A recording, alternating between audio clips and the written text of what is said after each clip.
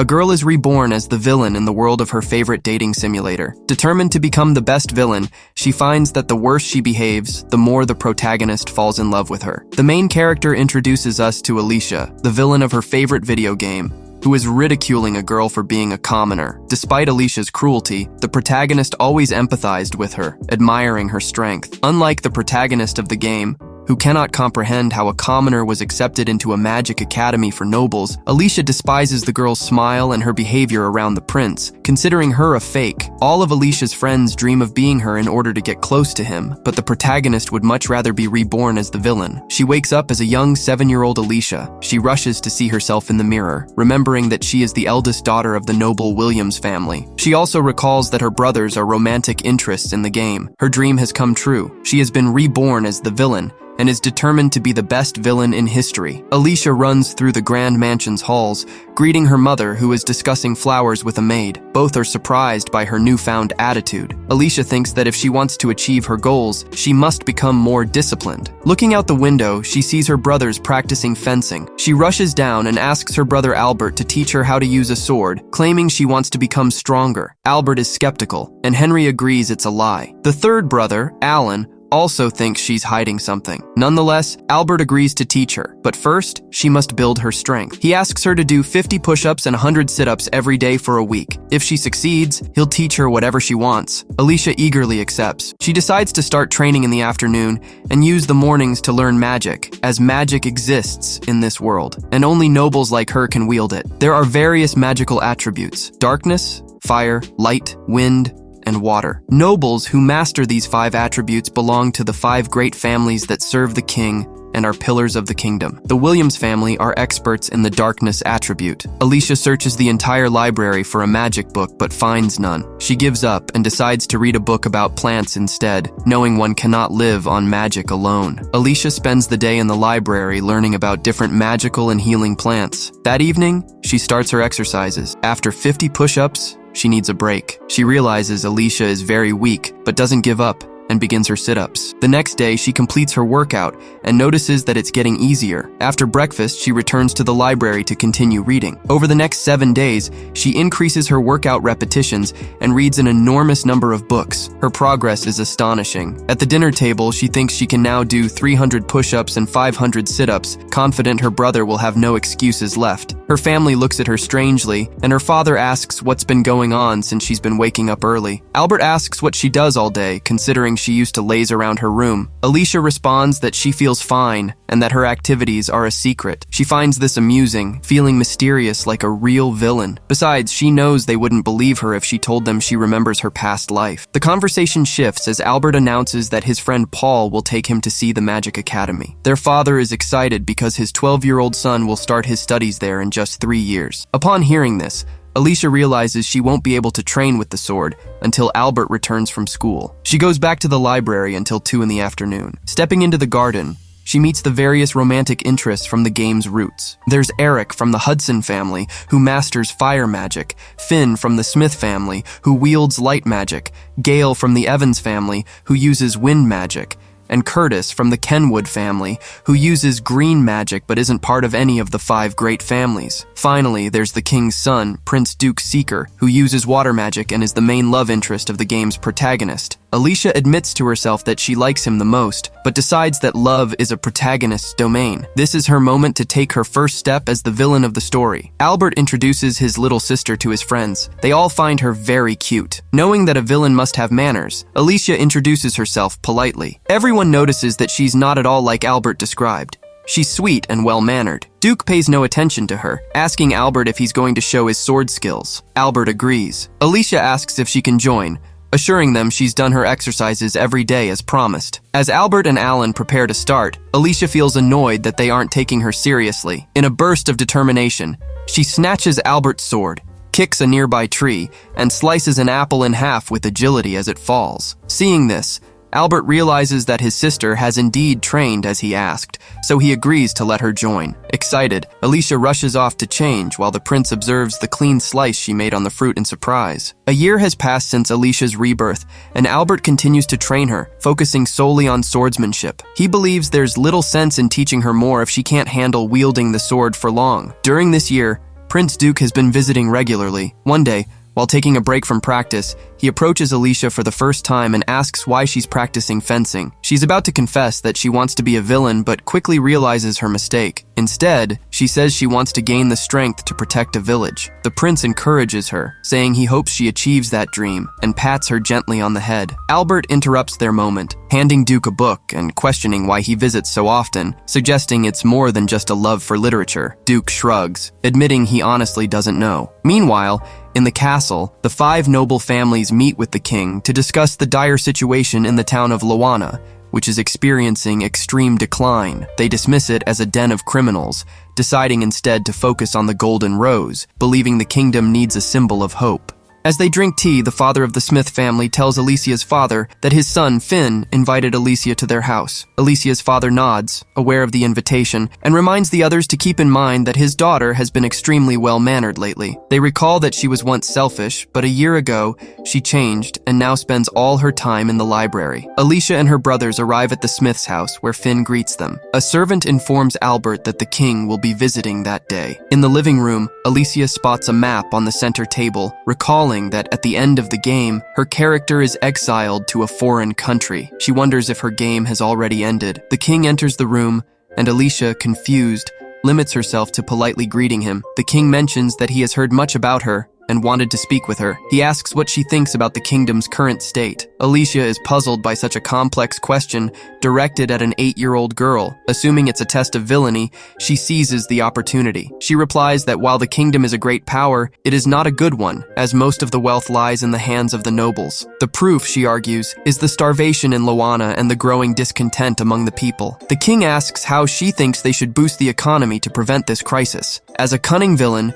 she proposes leveraging the mines of neighboring Calvera. The king notes that the land belongs to the Laval government and questions if she thinks it wise to take it from them. Alicia replies that it wouldn't be wise. Instead, the best solution would be to fund their independence. This way, they could avoid conflict with Laval and establish trade with Calvera, who would owe them a debt of gratitude for their assistance. The king nods, grasping her proposal. Proud of her plan, Alicia realizes that exploiting others for personal gain is something the game's protagonist would never do. The king stands, expressing that it was a pleasure talking with her. Everyone bows as he takes his leave. Duke, curious, asks if she was nervous. She assures him she wasn't, all the while realizing how handsome he truly is. The king mentions to Smith that their conversation was very interesting, and Smith concurs, revealing they have discovered the Golden Rose. During tea, Alicia indulges in her favorite sweets, savoring them adorably. The prince watches her with a smile, a stark contrast to the cold demeanor he once held as the Ice Prince. Before departing, Duke presents Alicia with a belated birthday gift, a necklace adorned with a large diamond. He bids her goodbye, leaving her in awe of the exquisite present. She knows that diamonds in this world are even more precious than in her previous life. At the palace, the king and the noble families watch as the Golden Rose blooms and shines. The king is astonished, convinced that they've found what they've been searching for, and asks who the owner is. They inform him it belongs to a baker, who kept it because it bloomed when his daughter was born. This means his daughter is destined to rule and lead the kingdom to prosperity, much like the blue rose before it. The king agrees that his son, who made the blue rose bloom, along with the saint who brought forth the golden rose, will rule together to ensure the kingdom's future. However, he knows they must first endure dark and difficult times. Back at home, Alicia completes 1,000 squats, envisioning the day she meets the protagonist. When the protagonist asks her to give up the prince, she vows to refuse right to her face, embodying the true essence of a villain. Under the full moon's glow, Prince Duke sits reading a book when he senses a presence nearby. Without looking up, he addresses her, Mel. Surprised that he noticed her, Mel steps forward, admitting there was no point in trying to hide once the prince had already discovered her. He simply asks how things went. Mel reports that she successfully delivered his message to the intended person, and then asks if it will make a difference. The prince, closing his book, responds that he doesn't know. The scene shifts to Alice, who is investigating the village of Loana. She recalls the king's words about the village struggling even to afford bread, though curiously, that detail no longer appears in the kingdom's records. Alice muses that a true villain wouldn't rely on secondhand information, so she decides to investigate the village in person. Knowing she wouldn't be allowed to leave easily, she devises a clever plan. She'll go in disguise. Determined, Alice sets off on her journey. Though the sounds of the forest unsettle her, she steels herself, reminding herself that she is a villain and mustn't be afraid of mere noises. As Alice approaches Loana,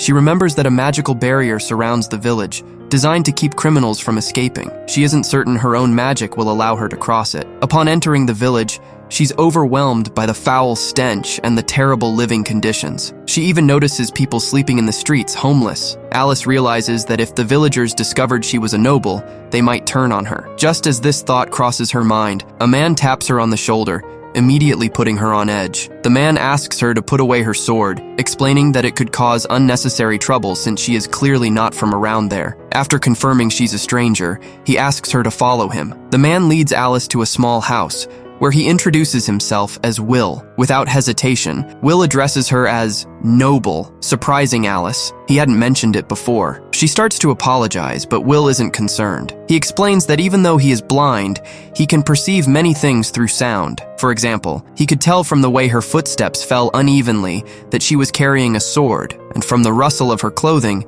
he knew she was a woman. Her scent, clean and fresh compared to the villagers, told him she was from outside the village. Will then deduces that if she came from outside, she must be an aristocrat with magic. He adds that, in his sighted days, he was surrounded by people like her, so her presence doesn't surprise him. Will reveals that he once worked at the castle, but was exiled to Loana after offending a superior, which cost him his sight. He continues, speaking about how traditions shouldn't constrain the present and how history should be studied to improve the current world. However, he points out, learning from books means nothing if it isn't applied in real life. Alice, moved by Will's wisdom, can't believe such a remarkable man was exiled. She asks if he holds any hatred toward the nobility. Will admits that he would be lying if he said he didn't, but he remains hopeful that one day someone will understand his actions. Shifting the focus back to Alice, Will asks her what she's doing in such a dangerous place. Alice opens up to him, sharing everything, including her dream of becoming a villain. Will listens intently, never judging her,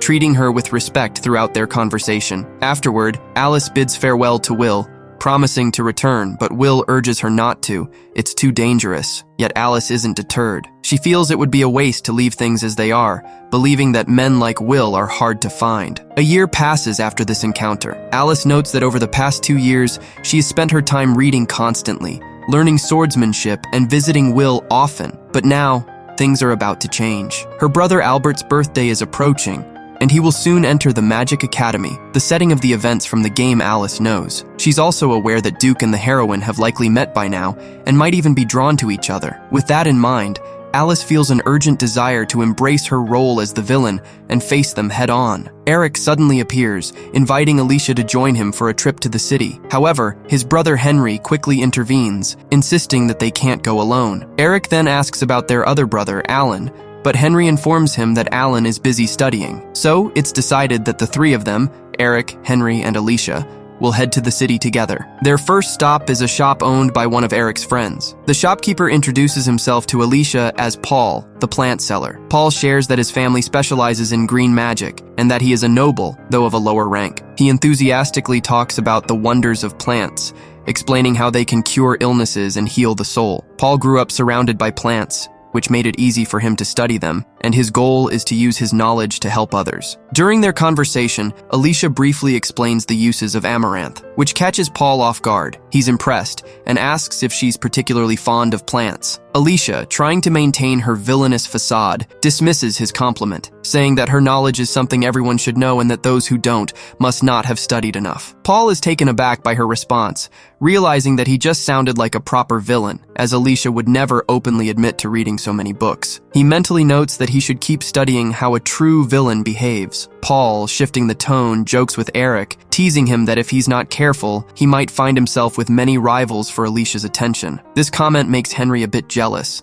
and he quickly declares that he won't allow anyone to date his sister. Back at the castle, Albert asks Alicia about their day out. Alicia responds that she had fun, while Duke watches Eric closely, aware that he spent time with Alicia. Meanwhile, Curtis playfully asks Alicia to go out with him next time and inquires if there's anywhere she'd like to visit or something she'd like to do. Alicia tells him she'd like to take a fencing test to gauge how much she has improved, expressing her frustration that her father and brothers keep discouraging her from the idea. Albert reminds her that she's only 10 years old and, on top of that, a girl. Alicia counters by pointing out that both he and their other two brothers had taken the fencing test when they were were her age. Albert, however, firmly refuses, telling her that no means no, which leaves Alicia seething with anger. When he tries to approach her, she pushes him away, declaring that she won't give up before storming off. Inside, Alicia feels pleased with herself, knowing that her behavior just now was perfectly villainous. Determined, Alicia steels herself to confront her father and brother,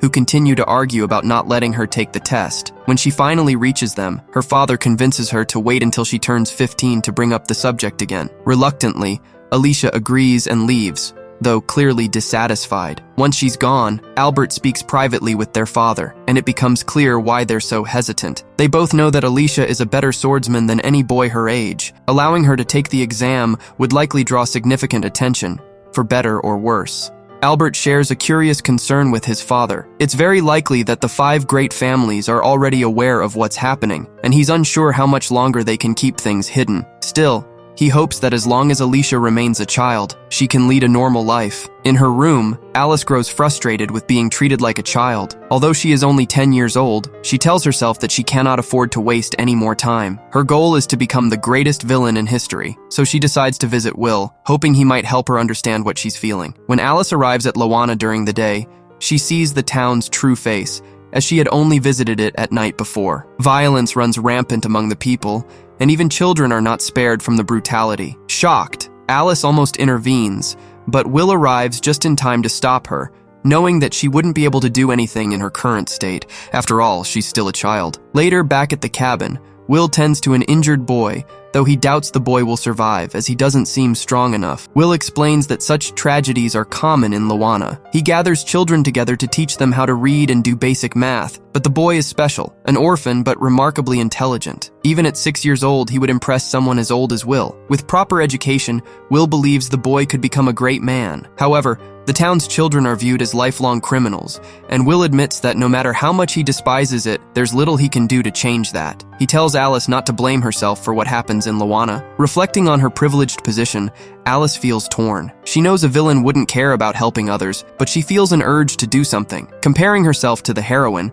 who would have acted to save the children, she feels frustrated by her inability to intervene. Without hesitation, she decides to seek Paul's help. Alice asks Paul for some amaranth. Concerned, Paul inquires if someone is sick or hurt, but he doesn't press her when Alice hesitates to explain. Without asking further questions, Paul gives her the amaranth, along with instructions on how to use it. He refuses to let her pay, simply asking her to continue visiting his shop. Back in Lawana, Alice delivers the medicine to Will. Though it won't heal the boy's wounds, it will keep him alive for the time being. Will thanks her, but Alice confesses that she feels helpless. She had been so focused on becoming a villain, but none of that matters if she can't act when the time comes. From now on, she resolves to study harder and dedicate herself fully to becoming a villain who will leave her mark on history. The next day, determined, Alice begins her search for a grimoire. She believes that mastering magic is the key to becoming a formidable villain. As if by fate, a hidden section of the library appears, filled with magic books. Alice is astonished. Now she truly has the chance to achieve her goal. After studying numerous books, Alice learns that magic is divided into levels. Spells from level 50 onwards require the mana of the 5 great families, and the highest recorded magic level is 100. Alice recalls that, at some point in the game, Prince Duke and the heroine surpass that level. Even though a villain might be destined to be weaker than the heroine, Alice resolves to do her best regardless. She starts by practicing level 1 magic, which involves levitating objects. After a few attempts, she successfully levitates a small book. Encouraged, she moves on to level 5 magic, allowing her to move entire books. However, she starts to feel tired and decides to rest for 5 minutes. Just then, Alice hears her father calling her name. To her surprise, it seems the king has come to visit her. In her mind, Alice sees this as a test, a trial for a villain. During the carriage ride, the Duke asks the king why he wants to see Alice. The king explains that he hasn't heard much from her lately and wants to know what she's been up to. Once they arrive, Alice finds herself before the leaders of the 5 great families, and she wonders if her villainous reputation has already reached them. The king gets straight to the point, asking Alice what she thinks of the kingdom. Specifically, how it operates. Thinking like a true villain, Alice bluntly replies that she despises the preferential treatment given to nobles, noting that the most incompetent individuals rule simply because of their noble status. Some of the leaders are visibly offended, but they allow her to continue. Alice adds that this doesn't apply to all nobles. It only takes mana to be considered powerful, but mana and political skill are entirely different. No matter how talented a commoner is, they will never be given a chance. It's absurd how much potential is wasted under this system, she says, and it gives her a headache. The king then asks one final question. If she despises the system so much, does it bother her to belong to one of the 5 great families? True to her role, Alice replies that being born into her family was purely by chance, and to cling to such status while more talented people are left behind would be vulgar. As the audience ends, Alice, visibly exhausted, begins to falter. Before she collapses, Duke rushes to catch her. Albert, who is nearby, suggests they take her to her room, but Duke insists on carrying her himself. Once in her room, Alice briefly opens her eyes. Duke, noticing this, rushes to fetch the medicine for her. When she doesn't respond in a desperate act, he takes the medicine and passes it to her through a kiss. Alicia wakes up fully recovered. It is a fact that it was thanks to the prince's medicine. Or maybe not. She mentions that to the prince she is like a sister, so he shouldn't worry about what happened. However, as the villain, she should focus her attention on someone else. As the heroine, this is how she decides to infiltrate the Magic Academy to investigate. Once inside the academy, she realizes that she is lost, and although she would like to ask someone for directions, they will likely kick her out the moment they see her. At that moment, a girl asks her if she is lost. This girl was a commoner named Liz Carther. Hearing this, Alicia does not recognize the last name, and is also surprised that a commoner has entered the magic school. She quickly concludes that this girl is the heroine, as in the game she has no name or appearance. Alicia introduces herself, and Liz quickly asks her where she wants to go. After mentioning that she was heading to the academy building, Liz quickly takes her hand to guide her there. Alicia thinks Liz is a bit forward, so maybe she should tell her to be more aware of her status. Then again, she might not be able to, since Liz entered the academy on a scholarship and on her own merits, and she's very likely to be treated poorly because of her status. Before long, a group of students greet Liz, and when she mentions that she found a lost girl and tries to introduce her, she notices that Alicia is no longer there. Alicia had managed to hide herself. Alicia comments that she's a terrible villain because she now owes the heroine a favor. Just then, Prince Duke walks by. Liz approaches him to tell him about the girl she found, while the other girls admire Duke and Liz, even thinking that they make a beautiful couple. Alicia, who watches from afar, comments that if everything goes like in the game,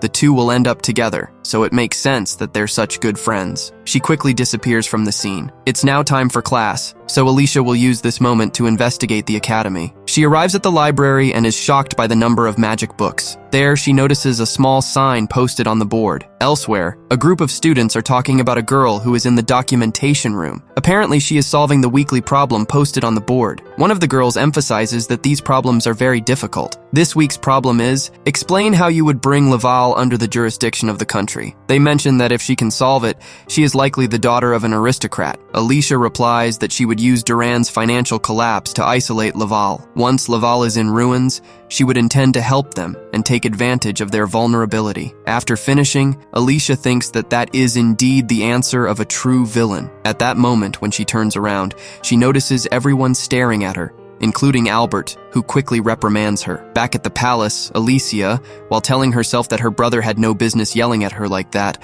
overhears a conversation between her father and Joan. They were talking about a divergent. Alicia, who was listening from the other side of the door, accidentally bursts into the room. Joan immediately suggests erasing her memory since they are not sure how much she heard, but Alicia cleverly shifts the focus to Liz, making them believe that she thought the conversation was about Liz. Thus, Alicia promises not to say anything and quickly leaves the room, now knowing that the 5 great families have their eyes on her and that she will have to be more careful. Alicia is now in another room practicing dark magic. She mentions that she can already master it up to level 10. However, she was hoping to learn a spell to purify Loana's water, but said spell can only be learned at level 25. Just then, Albert appears at the door and tells Alicia that he has a visitor. It was Liz. Seeing how excited Liz is to meet Alicia, Albert can't help but ask her if they've met before. Liz nods with a smile and explains that she was the one who helped Alicia find her way around the academy the other day, just as he had helped her during the ceremony. Then, in a playful tone, she adds that maybe this is all a matter of fate. However, A skeptical Alicia thinks that Liz is just taking the opportunity to flirt with her brother. Alicia arrives where Albert and the others are gathered. Apparently, they were planning what to do for the school festival, so they asked Alicia for help, thinking she might have an idea since it's even a public event. Alicia immediately remembers that on this day in the game, Liz and Duke become very close friends. She knows that as a villain, she can't just sit back and do nothing, and thinks that she should probably cause trouble for Liz. At first, she thinks that humiliating her for her social status would be a good idea, but eventually she dismisses that option. Maybe she should tell him that she, not Liz, is the perfect match for Prince Duke, though that might seem like she's declaring herself to the prince. Seeing her think so much, Liz finds it adorable, assuming she's trying really hard. However, Alicia thinks she's making a good impression on Liz and needs to do something about it. She suggests that since Liz can use all the magic items, she should do a demonstration in front of the audience on stage. Alicia thinks that with this plan, Liz will hate using her powers in front of a crowd. However, it's quite the opposite. Liz thinks it's a wonderful idea, and not just for her. Everyone else likes the idea too. Clearly, Alicia's plan failed. Liz quickly invites Alicia to join her in the performance. Alicia replies that she can't, as she doesn't study at that academy, though in reality, she just didn't want to participate. Still, Liz insists on the plan, mentioning that they'll find a way. However, Alicia firmly tells her that she would never share the stage with her, not in a million years, which causes a brief silence in the room. Albert comments that she didn't need to be so extreme in saying it. Liz, for her part, asks if she did something that upset her. Alicia replies that not everyone gets along with each other, and that they are not required to be friends. This doesn't seem to bother Liz much, as she says that it's fine, that they will eventually become friends as they talk more. Albert also agrees that the two should talk more. In the end, Alicia reluctantly agrees, though she still refuses to go on stage with her. Thus, the two would end up spending over 10 hours talking, though most of the time was Liz asking Alicia random questions. Exhausted, Alicia wonders if Liz had any more interesting questions to ask her. Suddenly, Liz asks her what Alicia likes to do. Just then, Alicia uses magic, leaving everyone completely shocked, as they didn't expect her to be able to use magic at such a young age. One of them mutters the word divergent. As a result, Albert sends Alicia to her room and asks the others to leave for now. Seeing what happened, Alicia realizes that Joan and her father weren't really talking about Liz the other time. Liz, for her part, simply thanks him and tells him that her brother will take care of everything. Alicia is now with Will. She tells him what happened, and he tells her that it's not normal for someone 10 years old to be able to use magic. Usually it's not possible until around 13 years old. Will mentions that he once met a girl as young as Alicia, who could use magic. Everyone said she was talented. She reached level 80. However, she once tried to use level 100 magic, and as a result, she lost control of her mana, and could never use magic again. Will advises Alicia to learn magic in order, step by step. At that moment, young Jill wakes up. Will tries to introduce Alicia to the boy, but Jill seems a little distant. Will asks Alicia to forgive him, explaining that the boy has been through a lot. Alicia doesn't seem to care much. She just thinks about what Liz Carter would do in that situation. Surely the boy would be more approachable with her, but all this makes her wonder if the heroine can do things that she can't, even though she's supposed to be the greatest villain in history. With great determination, she approaches young Jill and tells him that maybe he shouldn't cling to life anymore, since as long as he lives, he won't be able to avoid contact with others. And does he really think he can escape from what he's afraid of? If that's the case, it would have been better if he hadn't taken the medicine and just perished. Jill quickly defends himself, saying that an aristocrat could never understand what he's feeling. Alicia replies that she does indeed understand what he's feeling, since they both grew up in different worlds. But still, giving him the medicine was her responsibility. However, if he's really not sure he wants to stay alive, she'll finish him off. Terrified, the boy throws a pillow at Alicia and tells her that he won't let her end his life. This answer seems to be exactly what Alicia was looking for. She tells him that she will make sure he stays alive because as long as he remembers what he just felt, she will help him. Jill doesn't quite understand the situation. Alicia tells him not to be confused as she intends to use him. She had heard that he was very smart, so maybe he would be very useful to her, as she is a villain after all. Will turns to the boy and tells him not to pay too much attention to Alicia. Although she is a little odd, she is a good person, deep down. Jill then stands up and tells Alicia that being a noble is very different from how he imagined it. He has decided to accept her help, assuring her that she will be an excellent tool, and he doesn't want anyone to think that he is ungrateful. Seeing him, Alicia just says that he looks really cute when he smiles. The next day, we see the heads of the 5 families discussing the matter of the divergence. Alicia's father mentions that maybe she is the saint, but they quickly contradict him when they say that the saint is Liz Carther, as no commoner had been able to control all the magical elements. However, Alicia is also exceptional in using magic at just 10 years old, but since she is from a noble family, it is not that unusual. In Liz Carther's case, only the one who makes the golden rose bloom can be the saint who will bear the burden of the entire kingdom. So, they ask Joan and Arnold to keep an eye on Alicia, as she is a child with magic, and at that age, she is at risk of losing control of her power. Elsewhere, Alicia and Albert are having a conversation. Albert tells her that Liz has been practicing what she suggested, but failed, and as a result, she lost control of her mana. However, he believes that it was nothing serious, and the teachers who were present helped her immediately. Alicia is glad, as in the end, she needs Liz to be her enemy. Albert then asks her if she didn't know this would happen. However, Alicia answers no, that she plans to defeat her fairly. After that, we see Alicia demonstrating her magic skills in front of Joan and her father. Her father tells her that the king has authorized to speed up the process for her to enter the Magic Academy, allowing her to enroll at 13 years old. So, after all this, Alicia continues to train and prepare, and so, 3 years pass. Now we see a 13-year-old Alicia, a little older. She presents herself before the king, as it seems that they had not seen each other during those 3 years. Joan mentions to the king that during that time, she never lost control of her mana. The king then asks Alicia what level of magic she is at now. Alicia replies that she is level 80. The king, completely surprised, says that this is more than he expected. However, as promised, he will approve Alicia's admission to the Magic Academy, but not before asking her for a favor,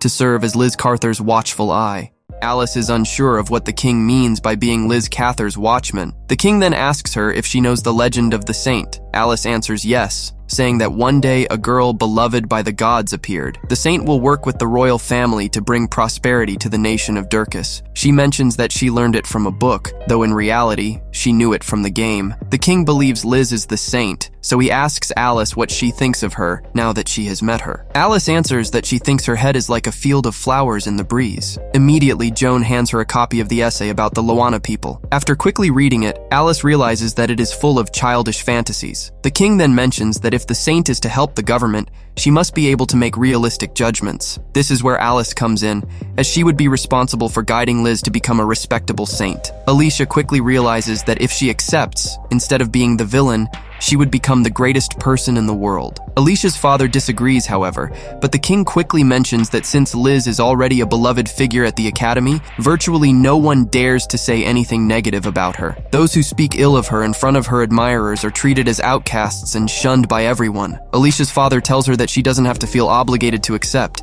that she doesn't have to be the bad guy. Alicia quickly agrees, however, saying that she will be the greatest villain in history. Alicia is now with Will and has told him what happened. She tells him that she didn't agree to do it for free, as the king had to comply with her demands, and now Jill will go with her. That was the condition for Alicia to accept. Going back a bit to the previous meeting, Alicia had revealed that she had been going to Loana for several years. Her father, hearing this, nearly fainted. He also mentions how he met Jill and about her precarious situation. Back in the present, the king says that there is no one better for this task. As for Alice, it seems that Jill will leave that village and become his servant. She tells him to take this opportunity, as he is a very good boy. Will, on the other hand, cannot believe this, as he mentions that no one has ever left the village. Alice replies that it is not over yet, as the saint has her eyes set on the village, so soon people will become interested in them. Alice asks Will if he would like to return to the castle, as he was planning to ask the king for help. However, Will thanks her, but tells her that he is already a criminal and accepted his fate when he came to this village. Back home, as Alice ponders what she will have to do with Liz,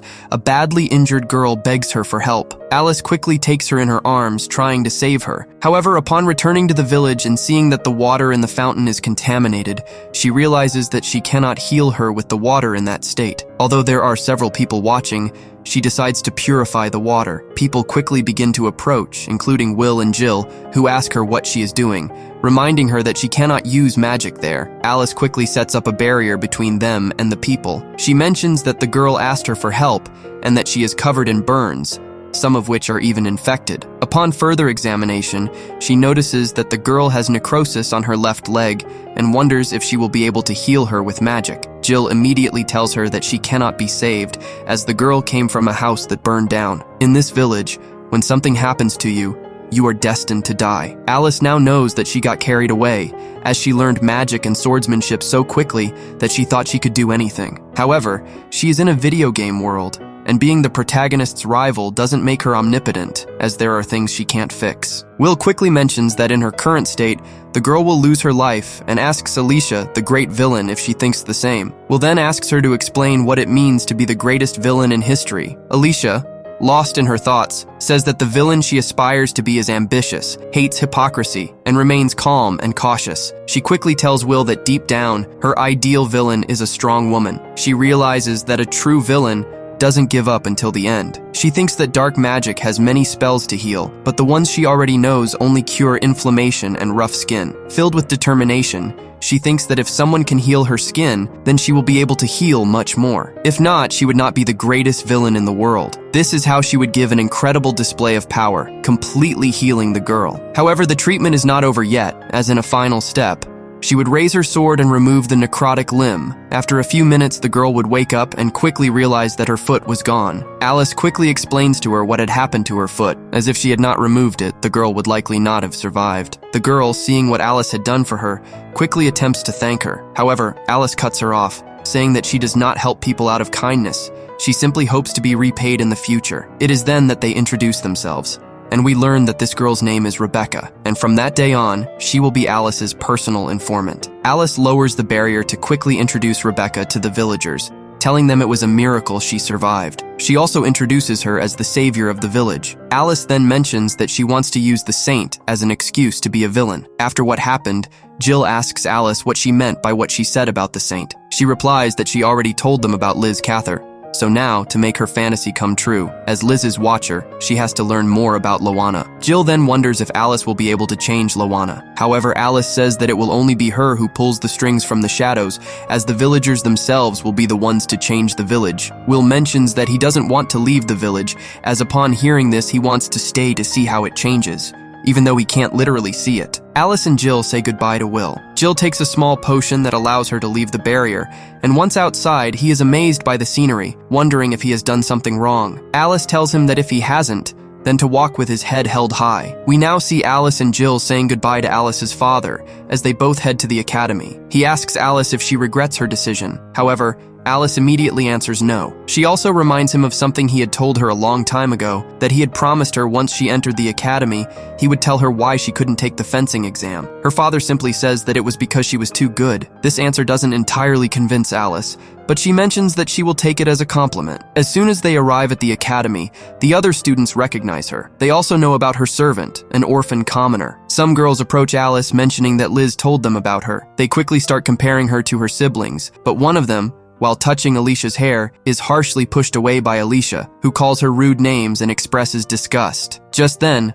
Liz appears. The girls quickly accuse Alicia to Liz, but Alicia replies that they took too many liberties. Liz tries to mediate to get Alicia to apologize, but Alicia simply says no and proceeds to leave. Jill isn't sure if it was a good idea to fight in front of so many people, but Alicia mentions that it was the perfect introduction for a villain. She now wonders what her next evil deed will be, but just then, he disappears in front of Jill. It turns out that it was Prince Duke, who asks Alicia why she didn't refuse the king's request. Alicia thought it was a secret, but since it was the prince, it made sense that he would know. Alicia knows that the saint works with the royal family to bring prosperity to Durkis, and at this point in the game, Duke should already be in love with the heroine. She mentions that if the king requested it, they couldn't punish her for doing evil. Duke notices that Alice is wearing the necklace he gave her. He slowly approaches her and whispers in her ear that it makes her happy, causing Alice to blush. Duke then tells her that someone as sweet as her, who blushes so easily, wouldn't be capable of doing anything bad. Alice quickly runs away from the place, feeling a little embarrassed. Later, everyone gathered around Liz. Alice also arrives at the place, and seeing everyone there, thinks it's the perfect time to take action. She quickly asks Liz about her essay. Liz tells her that she thinks they should tear down the wall surrounding Loana, which symbolizes poverty, so that people can live freely and happily. Also, the citizens would have a better future and more neighbors. Hearing this, Alice throws the essay on the ground, saying that it's too shallow and unrealistic, and that it's very boring. So boring that she almost couldn't make it to the end. Alice knows that this is a move worthy of a villain. Liz then asks Alice what she finds unrealistic about the essay. Alice immediately replies that it's impossible for everyone to be equal, So her essay is nothing more than a dream. Alice knows that everything is playing out just like in the game. Alice goes on to tell Liz that if she thinks tearing down the wall will eliminate all inequalities that originate from birth, she's wrong. It's not that simple. Without proper measures, law and order will only get worse. It wouldn't be that easy for those people either,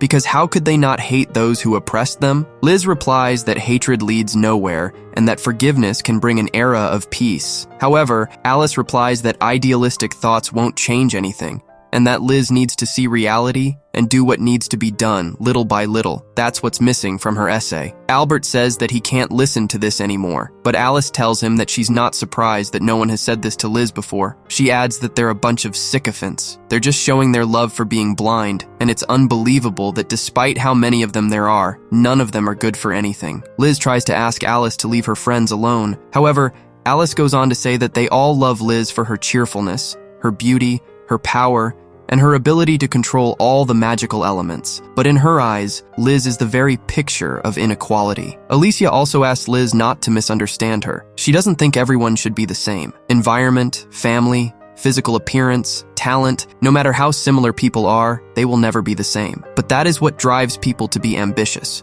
to improve, and to grow. The hierarchy of inequality is a healthy thing. Therefore, it is unfair that no one recognizes the strengths of others. Liz, however, stands up and tells Alicia that she is right, that she had not thought it through. Still, she doesn't think they should give up their ideals, because she wants everyone to be happy. This answer pleases Alicia, as she believes that no one would follow a heroine who so easily gives in to evil. Before leaving, Alicia mentions that she was hoping for a more constructive debate, but it seems that she wasted her time, so she proceeds to walk away. Liz, far from being upset, says that Alicia told her all that for her own good. As Alice walks back, she mentions that this confrontation with the holy girl wasn't bad at all. So if Liz says sweet words again, she won't hesitate to shut her up, because after all, Alice is the villain of the story. Alicia is now recognized by the other students as the unpleasant one who mistreated Liz. She knows they resent her enough to disrupt the peace at the academy. Jill wonders why everyone sides with Liz Cather, despite all the ideals she preaches, and the fact that she spends her days chatting and drinking tea comfortably. Alicia then replies that guiding Liz to her destiny might take a little longer, so she'll need to keep building her bad reputation,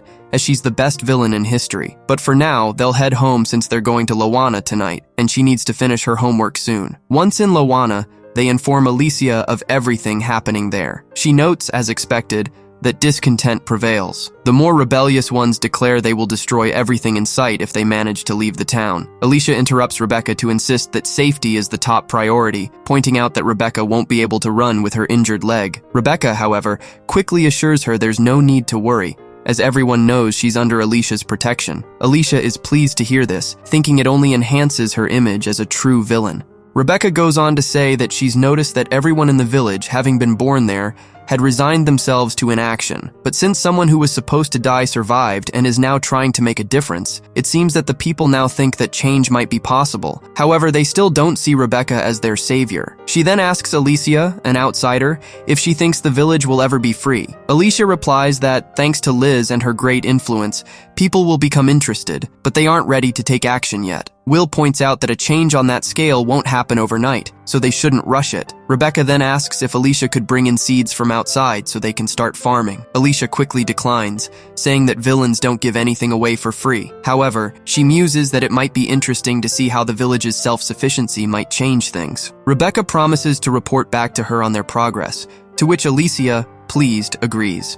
As Alicia drafts a proposal about Lowana, Henry begins to question her about it. Alicia comments that it's been a while since she last saw him with Alan. Henry explains that they've grown apart, although they were inseparable since birth and he thought he knew Alan better than anyone else. Once they entered the academy, Alan was always with Liz. However, it was Liz who reminded him that he was still himself, regardless of their differences, and that being true to himself would make him irreplaceable. These words, she admits, felt like a saving grace. Upset, Alicia asks if he's there just to praise Liz. Henry quickly assures her that it's the opposite. When he argued with Liz about the essay, he felt that Liz was wrong, even though everyone else claimed that she started the fight. Hearing his brother's comment left him feeling like he didn't know him anymore, either as a twin or as a person, and he hasn't liked being around Liz's group since. Henri then asks what Alicia is up to. assuming that she must have had a reason to confront Liz. Alicia replies that it's nothing. Henri, thinking she doesn't want to tell him anything, starts to leave but hands her an invitation to have tea with the king and Liz's group. As they prepare for the meeting, Albert warns Alicia to be careful with her words. Alicia knows that having tea with the king is not a common event, as it is referred to as the Saints test in the game, where earning saint points through correct answers unlocks the true ending. Normally, the villainess doesn't participate, but this time she has been invited, possibly as a test to see how closely she is monitoring Liz. When they arrive, Liz greets them warmly. Alicia responds with a quick apology for burdening Liz with her presence, but Liz responds that it is a joy to have her there. Finn comments that their relationship is a mystery. No one knows if they are friends or rivals, which he finds fascinating. While Liz insists that they are great friends, Alicia quickly replies that no, they are not friends. The king enters and thanks everyone for being friends with his son, encouraging them to relax. Alicia observes Liz thanking the king, noting that she's standing closer to him than his own son. It's clear to Alicia that Liz has the hero's nerves of steel. Alicia knows that in the game, this segment requires significant effort to unlock the true ending, but responding kindly was never her forte. Also, with her presence as the villain, events are unfolding as they did in the game. Her brother's disdain is also in line with the story, though only Henri behaves differently. Gale and Eric openly hate her, while Finn and Curtis maintain their distance, positioning themselves between her and Liz. Duke, however, stands out. In the game, he only smiles at the heroine and was always distant with Alicia, fueling her animosity. Yet here, things seem slightly different. This Saints test has become the Villains test. The king addresses Alicia and asks if she recalls predicting Duran's financial downfall 3 years ago. Alicia immediately remembers it was when she snuck into the academy. Apparently, the king had read what she wrote on the board. He comments that, just as she predicted, events are unfolding exactly as she said. Liz appears concerned and surprised, questioning how Duran could be going bankrupt, as they had supposedly implemented successful economic measures. Alicia interrupts, explaining that there was a mismatch between their productive capacity and purchasing power, and that the measures Liz mentioned from 4 years ago were merely a temporary fix. Anyone could have seen they wouldn't last. She adds that assuming things will resolve themselves without long-term planning isn't Liz's strength. This causes discomfort among Liz's followers, but Alicia knows the king is testing her. She continues, pointing out that Duran's economy collapsed in Durkis, and that ignoring this could impact them as well. She then asks Liz for her thoughts. Liz responds that they should form an alliance with Duran. Alicia counters, arguing that it's unwise to ally with a bankrupt nation, as there's nothing to gain. Liz replies that she feels sorry for Alicia, saying she's only focused on profit, while true help requires sincerity. Alicia retorts that if sincerity were enough, Duran wouldn't be bankrupt. Eric interjects, telling Alicia it's her turn to share her perspective. Alicia quickly suggests that, with Duran weakened, they should make it a vassal state. Liz thinks it's cruel to suggest conquest, but Alicia argues that the kingdom's main concern is Laval, a larger nation with whom they have a complicated relationship. Conquering Duran might prevent Laval from doing so, which would be strategically advantageous. Gale agrees, mentioning that his father has observed tension on the Laval border. Liz then asks what would happen with the people's opinion in Duran. Alicia responds that prioritizing a neighboring kingdom's happiness at their own risk is foolish. If Liz truly wants to help, she should think about the future. Instead of relying on foreign aid, Duran needs to rebuild its economy independently. For instance, they could increase profits by exporting local products. Liz suggests that Duran, known for its potatoes, could enhance their value and sell them abroad. Liz's followers praise her idea, calling it brilliant. The king seems pleased, commenting on the brilliance of the young people before him. Alice, for her part, is relieved, believing she has passed the villain's test. On the way back, she comments that she is exhausted, as the conversation soon turned to Liz after the king left, leaving her feeling repulsed. As Alice walks down the hallway and examines the royal family portraits, one catches her eye. Duke appears and tells her that the portrait shows her father and grandfather from long ago, adding that he inherited his skin tone from his mother. Alice knows that the king has an older brother who is now not on the throne, making her curious, but she refrains from asking questions. Duke then offers to walk her to the exit. Alice, skeptical, asks if he wouldn't rather be with Liz, implying that he probably came to make sure she didn't cause trouble, but Duke replies that he noticed she was going down the wrong path. When they reach the stairs, Alicia notices that unlike in the game, Duke's smile doesn't seem forced. Later, Alicia is practicing fencing while Jill watches. Just then, Henry arrives and strikes up a conversation with Jill. He asks if she's from Loana, noting that since he and Alicia seem to like Loana, he thought Jill might be from there. Observing Jill's behavior, he also comments that she seems to be afraid of everyone except Alicia. Jill immediately tells her to mind her own business. However, Henry warns her that if she plans to stay by Alicia's side, she should hide her feelings as they could become a weakness that someone could exploit. Jill, visibly confused, doesn't understand why Henry tells her this. Henry then mentions that her sister is determined to stand up to Liz because she hates her and wishes she had someone willing to stop her. Alicia steps in, quickly clarifying that she doesn't hate Liz, though she knows she can't reveal her true motives. She admits that her dream has always been to be a villain, so she enjoys challenging someone as perfect and popular as Liz. Henri laughs at his sister's comment. In the carriage, Henri continues to tease her. He confesses that he too is drawn to challenging someone, and Liz, with her protagonist aura, is the ideal target. Since Liz is special, so is everything she says. Henri adds that he doesn't particularly like good girls, which could explain his disinterest. Jill asks if this attraction could be related to magic. Alicia ponders this, pointing out that while Liz is the saint, things always seem to work out in her favor, which could seem unnatural. Henri doesn't believe Liz has been manipulated, as mind control magic doesn't last long. Alicia muses that she doesn't know all the types of magic that exist, but perhaps this magic is documented in an ancient grimoire. She has yet to study texts in ancient languages. Back at the academy, Alicia finds herself thinking about Liz. Even she doubts that Liz is twisted enough to manipulate others, as she appears as naive and innocent as she is in the game, naturally attracting others. Alice knows that she is the one who deviates the most from the events of the game. In the game, that version of Alice resented Liz, feeling superior until she realized her own lack of talent and distanced herself. Alice, however, wants to be a much stronger villain than in the game, and that is why she has become more powerful. Also, Henry and Alan were inseparable in the game, while Duke was only kind to the heroine. Even Loana was barely mentioned, but many details differ now. Suddenly, Jill's scream brings Alice back to reality. She turns around to see several strange men, but before she can react, someone hits her from behind, knocking her unconscious. When Alice regains consciousness, she realizes that she is in a warehouse. She quickly realizes that this event does not happen in the game. The strange men return, bringing a battered Jill with them. Alice, seeing this, prepares for the worst. Alice stands up and commands the men to release Jill, warning them that if they don't, she'll take them down. As she tries to use magic to break her own bonds, she realizes she can't. The collar she's wearing is suppressing her abilities. One of the men grabs Jill by the neck, punching him hard and knocking him to the ground. Seeing Alice, Jill urgently tells her to run and escape through the north side, but before he can say more, he's struck down again. Alice steels herself, regains her composure, and takes down one of the attackers, glaring at the others and declaring that the only trash here is them. Alice calls for Jill to get up, but he can't, his leg broken. She quickly understands that even though they are supposedly in a game, the pain and injuries feel all too real. Using some hidden knives, she manages to cut his bonds. She is unwilling to let Jill die, and she can't afford to lose her own life either. Moving quickly, she neutralizes two of the remaining men. Jill, watching in shock, notes that despite the danger, Alice remains calm and avoids causing fatal injuries. Finally, she confronts the last man. She quickly disarms him, and when she realizes he is defeated, she attempts to escape. With precise aim,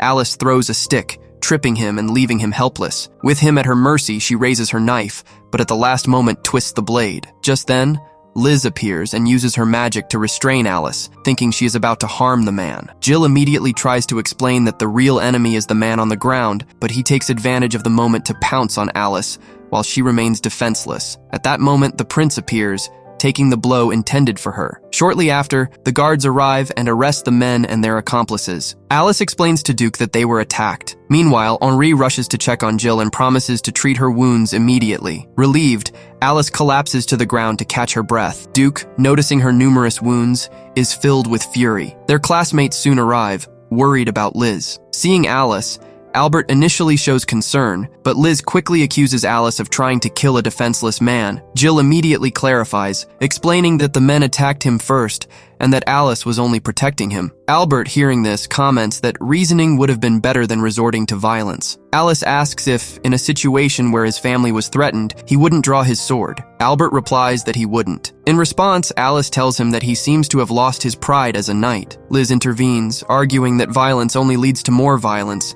and that it's easy to understand why they should avoid it. Alice dismisses this, saying that thinking like that is foolish when he was on the verge of death. Liz retorts that Alice did not die, and that if she had had faith, Liz would have saved her, trusting in their bond of friendship. Alice can't believe what she's hearing, and wonders if all heroines think like this nowadays. Liz goes on to say that Duke came to save her because he had faith. But Duke, visibly upset, invokes his ice magic against Liz, telling her that he didn't come for her and that she needs to get off her pedestal. Liz, scared, tries to fight back with magic, but Duke insists, saying that if Alice hadn't fought back, they wouldn't have survived. She wonders how anyone can still believe that Liz is the saint. Curtis steps in to calm things down and heals Alice. She tries to thank him, but struggles to speak, spitting out a tooth from the blow she received earlier. Liz tries to help, but Duke stops her, saying that they'll take care of Alice. Liz quickly says that she doesn't want anyone to think that she doesn't care if they live or die. Alice replies that she knows that Liz wouldn't tolerate anyone being killed. However, she adds that if she were in the same situation again,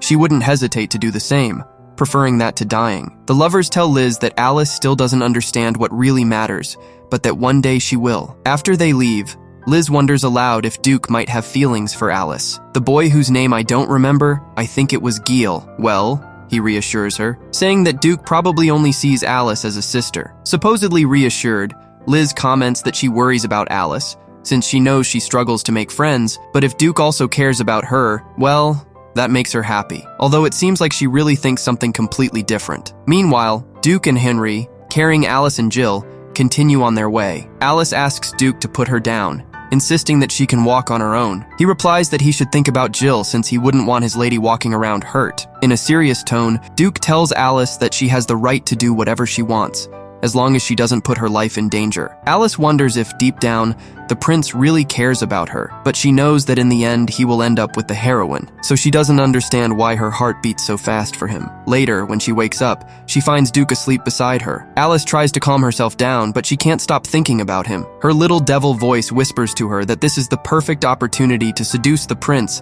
and get the jump on the heroine, while her angel side urges her to remain honorable and not exploit her goodness. A small debate ensues between her good and evil sides, though she has to admit that it feels strange to be an honorable villain. For now, she decides to stay focused and hold back. Duke, already awake, shows Alice a collar he retrieved from one of the men's pockets, the same one he gave her years ago. He asks Alice to come closer so he can put it on her. She agrees, and as they get closer, he holds her as if he's about to kiss her. But just then, Henri and Jill enter the room, and a startled Alice pushes Duke to the floor. Henri says he doesn't object to his sister having that kind of relationship, but asks Duke if she's given him permission. From the ground, Duke replies that he hasn't even touched her. Once everyone calms down, Jill explains to Alice that Henri has healed both of them. However, Alice seems the most exhausted, which is why it took her longer to wake up. Jill hands her the tooth she lost, but Alice doesn't think much of it. Jill asks if he can keep it, mentioning he's heard that teeth hold memories, and he doesn't want to forget what happened that day. Frustrated that, even as her student, he couldn't protect her, Jill expresses his desire to become stronger for her sake. Henri, witnessing this, tells Jill that he will grow into a fine man. They then discuss the attack and learn that the person behind it is a student from the academy named Neil Johnson, a devoted follower of Liz. During a recent meeting in the garden, Neil looked at Alice as if he wanted to kill her. Alice finds it interesting that he managed to deceive her, but she says he won't get away with it. She'll find a way to make him pay. Henry, amused, tells her that the last time he saw that man, he was already half dead in Duke's arms. He adds that the Johnson family has already been punished by the royal family, as it is forbidden to remove the anti-magic collar from its place, and they endangered a student's life and helped criminals enter the academy. However, Duke suspects that his father orchestrated the incident, probably seeing it as an opportunity for Liz to gain experience. Duke reveals that during his interrogation, the mastermind confessed that the king sent someone to inform Liz of Alice's whereabouts, hoping that she would handle the situation and become stronger as a saint. Jill is shocked by how important the saint is to them. Alice explains that according to legend, the holy girl is destined to save the kingdom, though she herself is proof that anyone can stand in her way. Duke reveals that during his interrogation, the mastermind confessed that the king sent someone to to inform Liz of Alice's whereabouts, hoping that she would handle the situation and become stronger as a saint. Jill is shocked by how important the saint is to them.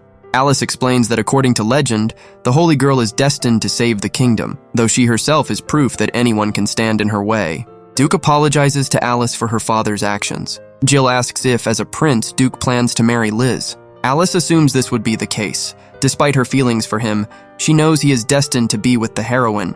To her surprise, Duke replies that he has no intention of marrying Liz because he doesn't plan to follow anyone else's wishes. If he wants happiness, he'll have to make his own decisions. Jill apologizes for her earlier bluntness, admitting that she didn't understand why Duke was interested in Alice if he was going to marry Liz. Now she respects Duke more. Jill also asks if, as a commoner, he will be punished for speaking disrespectfully to royalty. Duke places a hand on Jill's head and tells her that status doesn't matter. They both just want to protect Alice. Seeing them, Alice is unsure of how to react. Later in the library, Alice reminds herself that she needs to toughen up so she won't be caught off guard again. She also notices that recent events and people's behavior are starting to differ from how they played out in-game. Later, when trying to train, she realizes that she can't progress beyond level 80, which leaves her stuck. Jill assures her that reaching level 80 is already a great achievement and reminds her of Will's advice about not rushing. Alice acknowledges this but can't settle for that if she wants to be a villain.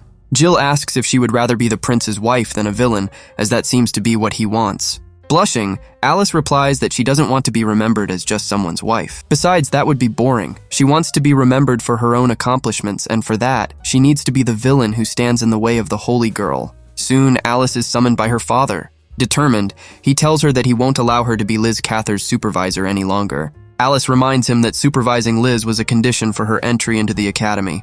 Her father replies that she can enter when she turns 15 like everyone else. There's no need for so much trouble. He adds that if he had known that taking the job would put her in danger, he would never have accepted it. She regrets not having considered that being the most hated would lead to her facing many enemies, for despite her brilliance, she is still a 13-year-old girl. Alice understands her father's concern, but stubbornly refuses to give up and asks for another chance. He refuses, not wanting her to be in danger again. Defiant, Alice admits that she acted slowly last time, but reminds him that she still has the highest magic level in the academy. She just needs to stay alert. Her father is quick to point out that Liz Cather is above level 80 in all elements, and even if Alice is above average, she cannot compete with Liz. The condition for her to continue as Liz's supervisor is that she reach level 90. Alice asks how this is possible. Given that he previously told her it was impossible at her age, she agrees, but tells him that it will be the last time he imposes any last-minute conditions on her. Without another word, she leaves. Later, she secludes herself in a small house, determined to train with no one around. He decides that he will reach level 90, no matter what. Alicia had been studying inside the shed for a month, and in order to bring her food, they had to use a small cart enchanted with a spell that allowed it to pass through the barrier. Jill passed by the cafeteria, where food was served to the servants. As she sat and chatted with some of them, she mentioned that she used to be poor, so she considered the servants' meals a luxury. Hearing this, the other servants were touched and soon began offering her more food. Jill felt like the luckiest person in Loana.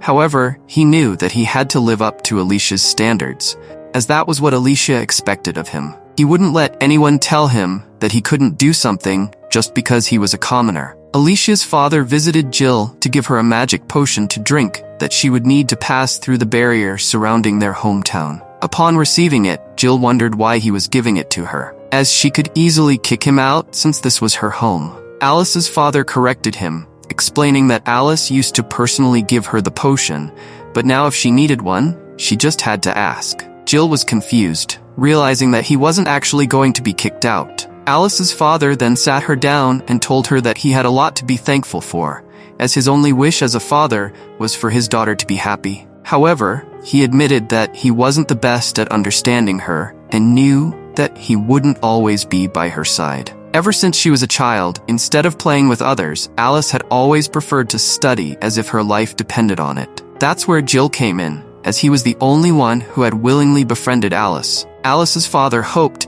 that they would remain friends for a long time. Listening to him speak, Jill commented that he sounded like a normal father, as she had thought he was a harsh man for locking Alice in the shed, and his wife had oddly said the same thing. Arnold explained that he had made it a condition for Alicia to reach level 90 because he wanted her to stop being the saint's supervisor. he had intentionally given her such a challenging task. However, his plan backfired as it only motivated Alicia more. Jill commented that Alicia would undoubtedly succeed because she always achieved her goals. Furthermore, Alicia was incredibly strong. Arnold, however, was still reluctant to have his daughter mix with Liz Cather, as she would be in danger if she joined the wrong side. Albert, his son, had changed since he met Liz, so Arnold was not sure he still wanted him as his successor. After the incident, the king had personally visited him, apologized, and given him permission to remove Alicia from her supervisor position, though Arnold suspected the king still wanted her in that role. Jill then questioned whether they really believed Liz would save the kingdom. Arnold replied that the concept of saving the kingdom was rather ambiguous, but that Liz was indeed worth it because of her extraordinary magic talent, which could be of great use to them. Furthermore, when she graduated, she would be named a saint and work for the kingdom. The same would certainly be true for Alice, as the kingdom used anyone with exceptional talent. If she were a child without powers, he could protect her as a father. But as a member of one of the 5 great families, he would end up being one of those who would use her. That was what she meant by not always being on her side. Jill immediately retorted that Alice was not a poor child to be used. In fact, Alice thought everyone else was weak, and even argued that the kingdom's supremacy was ineffective. Although people might say that the kingdom would take advantage of a child, those without magic did not count. Alice wanted to train him to use it, and he would always be by her side no matter what. Meanwhile, Will was very happy, as the village's harvest had been a great success. They were eagerly waiting to show Alice all their progress, as thanks to her, they knew which variety to plant, and following her advice